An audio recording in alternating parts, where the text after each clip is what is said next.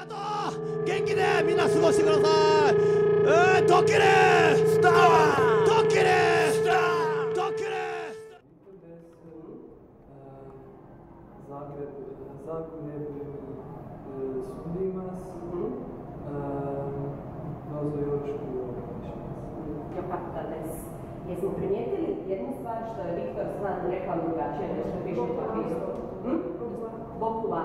Znači oni umjesto vataši znači ja rekao boku. Zato što, ali to cure neće reći jer je to muška imenica.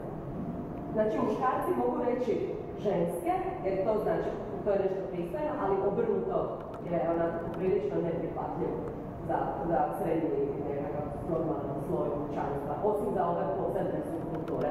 Znači mogu reći ataši? Ne, pa normalno, pa ti recimo u ovakvoj situaciji bi trebao reći vataši, jer Bog je dosta ataši je za cure, to je baš onako nekako onaj ataši, to bi bilo malo isto ekstremno zapravo. Ima tih par ženskih izraza, tipa taj ataši. Izgledaš kao curicu. Bilo je pitanje da se im koristiti. Ne, mislim, ne.